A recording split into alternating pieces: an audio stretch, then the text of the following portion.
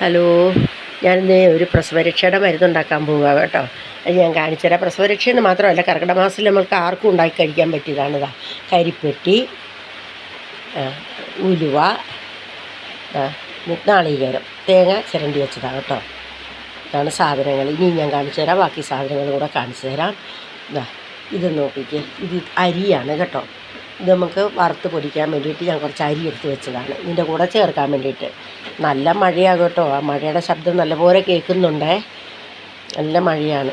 ഇനിയുള്ള സാധനം നിലക്കടല പരിപ്പ്, നിലക്കടല, അതേപോലെ ഉലുവ, ഈത്തപ്പഴം. 7 ഈത്തപ്പഴമാണ് ഞാനിപ്പോൾ ഇതിനെടുക്കുന്നത് കേട്ടോ. നല്ല ഈത്തപ്പഴമാണ്. നല്ല ഈത്തപ്പഴം തന്നെ വാങ്ങണം നമ്മൾ വാങ്ങുമ്പോഴാണ്. പിന്നെ ഇത് എള്ളാണ്. എള്ള്, കരിപ്പെട്ടി, ഇതൊക്കെ നമുക്ക് നല്ല ഒരു സാധനമാണ്. നമ്മുടെ ശരീരത്തിന്, സൗന്ദര്യത്തിനും എല്ലാം തന്നെ നല്ല സാധനമാണ്. എല്ലാം കൂടെ ഞാനിതൊരു പൊടിമരുന്ന് ഉരുട്ടിയെടുക്കുക ചെയ്യുക. ലഡു പോലെ ഉരുട്ടിയെടുക്കുക ചെയ്യുന്നത്. കഴിക്കാൻ എളുപ്പമാണ്. ഒരു ഗ്ലാസ് വെള്ളം, ഒരു ഗ്ലാസ് ഫുള്ളില്ല കേട്ടോ, ഒരു കുറച്ച്. ഇതാ നെയ്യാണ്, മിൽമയുടെ നെയ്യാണ്. ഇത്രയും സാധനമാണ് നമുക്കിതിന് വേണ്ടത്. ഇനി നമുക്കിതാ ഇതിലേക്ക് ആ കരിപ്പെട്ടി ഒന്ന് ഇട്ടിട്ട് നമുക്ക് ഉരുക്കിയെടുക്കുക. കരിപ്പെട്ടി എപ്പോഴും ഉപയോഗിക്കുമ്പോൾ ഉരുക്കി അരിച്ചെടുക്കണം. കാരണം എന്താണെന്ന് വെച്ച് കഴിഞ്ഞാൽ അതിനകത്ത് അഴുക്കുകളുണ്ടാവും. ഇങ്ങനെ കല്ല് മണ്ണൊക്കെ ഉണ്ടാവും. അതൊക്കെ നമ്മുടെ വയറ്റിൽ ചെല്ലാൻ പാടില്ലല്ലോ. അതിൻ്റെ പേരിൽ നമുക്കിത് ഉരുക്കിയെടുക്കാം. ഉരുക്കിയെടുത്തിട്ട് വേണം നമുക്കുണ്ടാക്കാൻ. എൻ്റെ കൊച്ചുമകൾ പ്രസവിച്ച് കിടക്കുകയാണ്. അവൾക്ക് വേണ്ടിയിട്ടാണ് ഞാൻ ഉണ്ടാക്കുന്നത്. അപ്പം അവൾക്കുണ്ടാക്കി കൊടുക്കാൻ വേണ്ടിയിട്ടാണ്. നമുക്ക് സൗന്ദര്യത്തിനും ആരോഗ്യത്തിനും എല്ലാം നല്ലതാണ്. നമ്മൾ ആദ്യമായിട്ട് തന്നെ ഈ കരിപ്പെട്ടി ഉരുക്കാനിടുകയാണ്. ഇതിന് കരിപ്പെട്ടി തന്നെ വാങ്ങണം കേട്ടോ, അല്ലാതെ ശർക്കരയൊന്നും കൊടുക്കില്ല. അല്ലെങ്കിൽ പനങ്കൽക്കണ്ടം വാങ്ങണം. ഇത് രണ്ടുമേ ഇതിന് പറ്റുള്ളൂ. അതാണ് ഇതിന് ഗുണം കൂടുതൽ ചെയ്യുന്നത്. പിന്നെ നമ്മൾക്ക് വെറുതെ കഴിക്കാനൊക്കെ ആണെങ്കിൽ, ഒരു രസത്തിന് കഴിക്കാനൊക്കെ ആണെങ്കിൽ നമുക്ക് ശർക്കരയിലും ഉണ്ടാക്കാം. ഇതാണ് ഇത്.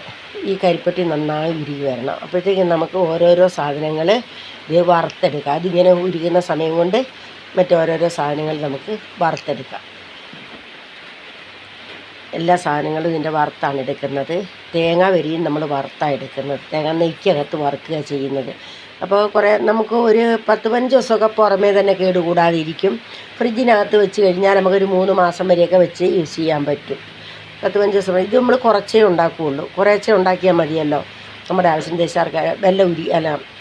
കരിപ്പെട്ടി ഉരുകി തുടങ്ങിയിട്ടുണ്ട്. ഇനി നമ്മൾ ഇത് നല്ലോണം ഉരുകട്ടെ. ഈ ഉരുകുന്ന സമയത്ത് ഇത് നമുക്കൊന്ന് ഉരുക്കാനിട്ടേച്ച് നമുക്ക് വേറെ ഇത് പണികളുണ്ട്. അത് ഞാൻ കാണിച്ചു തരാം. നമ്മൾ ഓരോ സാധനവും നമ്മൾ വറുത്ത് പൊടിക്കണം നമുക്കിതിന്. ഇതിപ്പോൾ ഉരുക്കി ഇപ്പം നല്ലോണം ഉരുക്കി കൊഴുത്തു തുടങ്ങി. നല്ലോണം ഇതായി വന്നിട്ടുണ്ട്. തേൻ പോലെ ആയി വരുന്നതാണ് കേട്ടോ അതിൻ്റെ പാകം. അപ്പം നമുക്കിനി ഒരു പാത്രത്തിലേക്ക് നമുക്ക് ഒരു ഫ്രൈ പാൻ എടുത്ത് ഞാൻ ഇതിനകത്തേക്ക് നമുക്ക് ആദ്യം അരി വറുത്തെടുക്കാം. നമുക്ക് ഓരോരോ പാത്രം ഇത് നമുക്ക് വറുത്തെടുക്കാം. അപ്പോൾ ഇത് കരിപ്പെട്ടി ഉരുകി നല്ല കുറുകി വരട്ടെ. ആ വെള്ളം അതിന് കറക്റ്റാണ്. അപ്പോൾ ഇത് കുറുകി കഴിയുമ്പോൾ ആ വെള്ളം നമുക്ക് കുടിച്ചിട്ടാണ്. അരി നല്ലോണം പൊരിഞ്ഞിട്ടുണ്ട്. ഇത് നമ്മൾ പൊരിച്ചെടുത്തിട്ടുണ്ട്. അങ്ങനെ ഓരോ സാധനവും നമുക്ക് വറുത്തെടുക്കാം. എല്ലാം നല്ലപോലെ പൊരിഞ്ഞു വരണം, എല്ലാ സാധനങ്ങളും. അതിങ്ങനെയാണ് വേകുന്നത്. നല്ല മഴയാണ് കേട്ടോ. ഉണ്ടല്ലേ.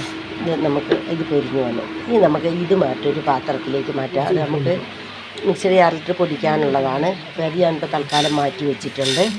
ഇതിപ്പോൾ ഞാൻ ഇടുന്നത് ഉലുവയാണ് കേട്ടോ. ഈ ഉലുവയും ഇതേപോലെ തന്നെ പൊരിഞ്ഞു വരണം. ഇത്രയും ഉലുവ തന്നെ ഇടണം. അതിനൊക്കെ ഓരോ അളവെല്ലാം ഞാൻ പറഞ്ഞു തരാം.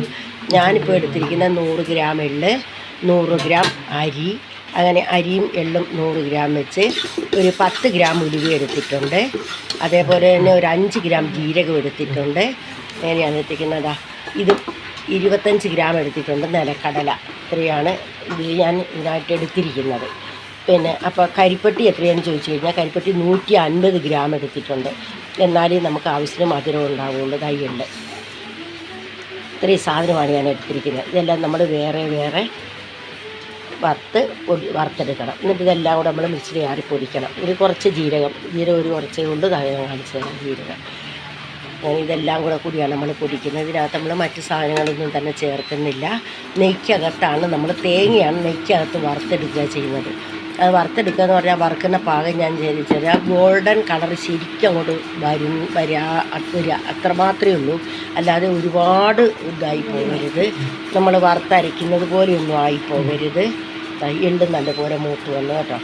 ഇനി നമുക്ക് ഇതും ഒന്ന് മിക്സിയുടെ ജാറിലേക്കിടാം. എല്ലാം നമുക്ക് ഓരോന്നോരോന്ന് പൊടിക്കുന്നത് ഞാൻ കാണിച്ചു തരാം. ഉലുവ നല്ലപോലെ മൂത്ത ഉലുവ കണ്ട, അത് ഞാൻ ഒന്നുകൂടെ കാണിക്കാൻ വേണ്ടി എടുത്താൽ കണ്ട. ഉലുവ നല്ലപോലെ മൂത്തിട്ടുണ്ട്. എള്ളിനകത്ത് നമ്മൾ ജീരകം കൂടെ ഇട്ടങ്ങ് വറുത്തു. അപ്പോൾ അത് രണ്ടും കൂടെ വറുക്കുന്നതിനകത്തേക്ക് പിന്നെ ഞാനങ്ങ് ഇട്ടതുകൂടെ.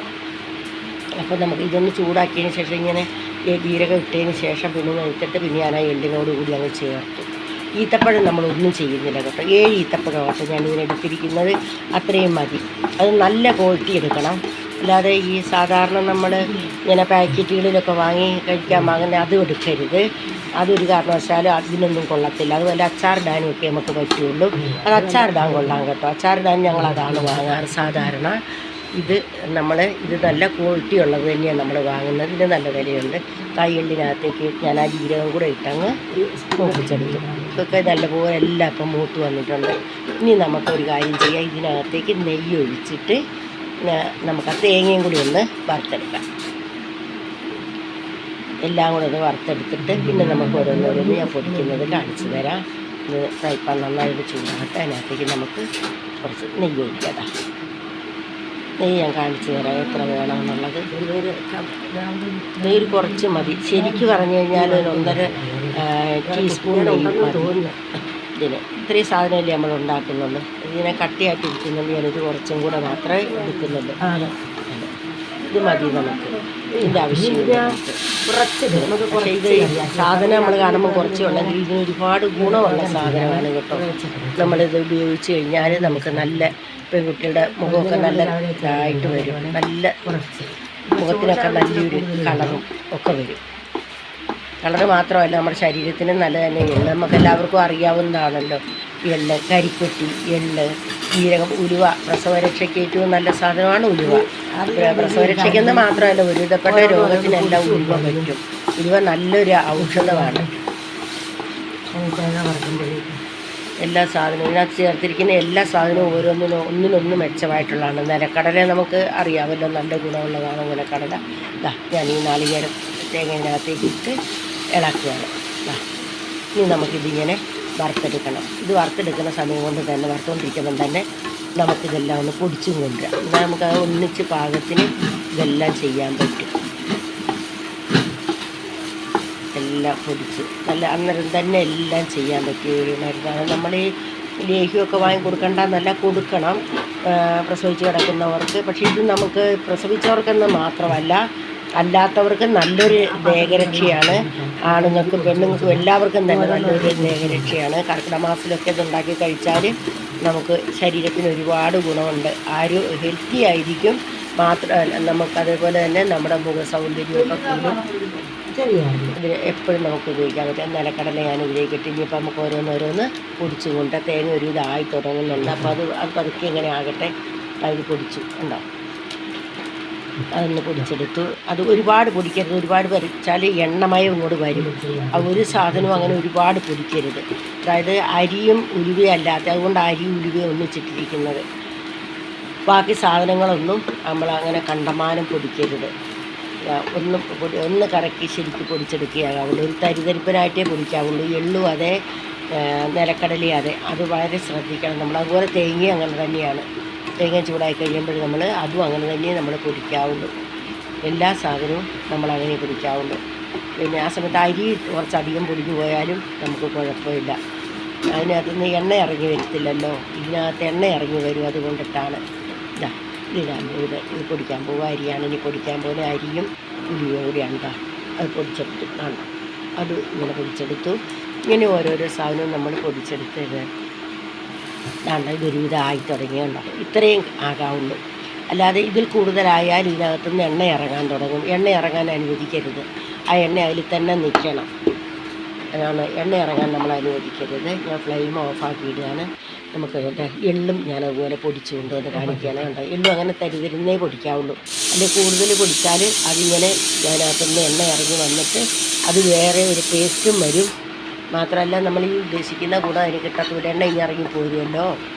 അപ്പോൾ അതിനങ്ങനെ കിട്ടത്തില്ല. അപ്പം നമുക്കിതാ ഇത് കണ്ടോ, ഞാനിപ്പം ഇനി തേങ്ങയും കൂടെ പൊടിച്ച് കൊണ്ടുവന്ന് കാണിക്കാം. ആ തേങ്ങയും അങ്ങനെ തന്നെ നമ്മൾ പൊടിച്ചെടുക്കുകയാണ്. എന്നിട്ട് ഇതെല്ലാം കൂടെ നമ്മൾ പാത്രത്തിലേക്ക്, ഈ പാത്രത്തിൽ തന്നെ നമുക്ക് മിക്സ് ചെയ്യാം.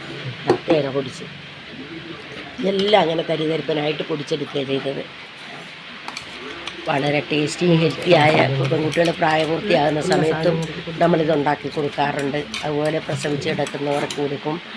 കർക്കിടക മാസമായി കഴിഞ്ഞാൽ നമ്മൾ ദേഹരക്ഷയ്ക്ക് വേണ്ടിയിട്ട് ചെയ്യുന്ന കർക്കിടകക്കഞ്ഞിയൊക്കെ കുടിക്കുന്ന പോലെ തന്നെ നമ്മൾ കർക്കിടകക്കഞ്ഞി രാത്രി കുടിക്കുകയാണെങ്കിൽ രാവിലെ നമ്മളിത് ശരിയാക്കി കഴിക്കും. അതൊക്കെ നമുക്ക് ശരീരത്തിന് നല്ലൊരു എനർജി കിട്ടും. കർക്കിടക മാസത്തിൽ നമ്മൾ എന്ത് കഴിച്ചാലും നമ്മുടെ ശരീരത്തിന് പിടിക്കുന്ന ഒരു സന്ദർഭമാണല്ലോ. കർക്കിടക മാസത്തിൽ മരുന്നുകളൊക്കെ നമ്മൾ കഴിക്കാറുണ്ടല്ലോ. അപ്പോൾ ആ സന്ദർഭത്തിൽ മരുന്നുകളേക്കാൾ ഉപരി ഇത് നല്ലതാണ് നമുക്ക് കഴിച്ചാൽ.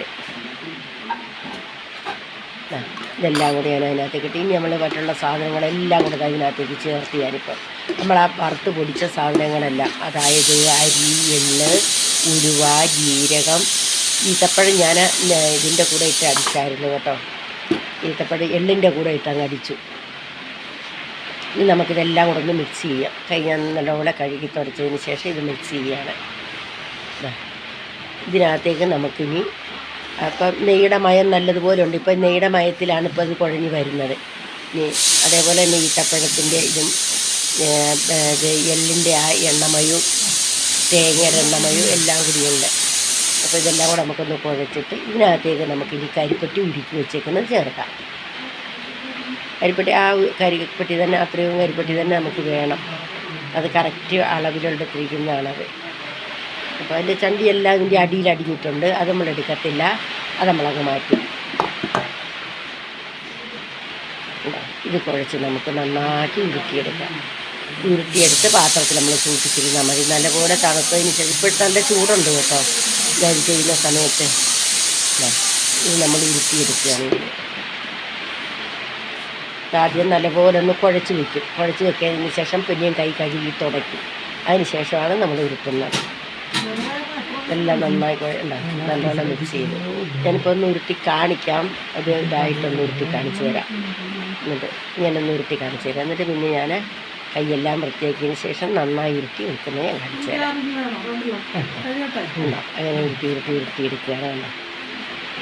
ഞാൻ ഉരുട്ടിയെടുത്താൽ മാത്രം മതി. ലഡു പോലെ തന്നെ നമ്മൾ ലഡു ഉരുട്ടിയെടുക്കുന്ന പോലെ തന്നെ ഉരുട്ടിയെടുക്കാൻ. ലഡുവിനകത്ത് പിന്നെ നമ്മളൊരു മുന്തിരിയൊക്കെ എങ്ങനെ വെച്ച് അമർത്തും, അതൊന്നുമില്ലെന്ന് മാത്രമേ ഉള്ളൂ. നമുക്കിതെല്ലാം ഞാൻ കൈയെല്ലാം വൃത്തിയാക്കിയതിന് ശേഷം പാത്രത്തിലേക്ക് ഉരുട്ടി വയ്ക്കാൻ പോവുകയാണ്. കണ്ടോ, ഞാനതെല്ലാം കൂടെ ഉരുട്ടി ഒന്നും കൊണ്ട് ഞാൻ ഉരുട്ടി ഒന്ന് കാണിച്ചിട്ട് പിന്നെ ഞാൻ കൈയെല്ലാം വൃത്തിയാക്കാൻ നോക്കിയത്. അപ്പോൾ ഞാൻ ചെയ്യുന്നത് കണ്ടോ, ഇതേപോലെ കൈ വൃത്തിയാക്കിയതിന് ശേഷം എല്ലാം ഉരുട്ടിയെടുത്തിട്ടുണ്ട്. കണ്ടോ, ഇതോരോന്ന് കഴിച്ചാൽ നല്ല എനർജി ആയിരിക്കും. അപ്പം നമ്മളിത് ഉണ്ടാക്കി കഴിക്കുക. ഞാൻ നിർത്തുന്നു. നന്ദി, നമസ്കാരം. എല്ലാവരും എന്നെ സഹായിക്കുക.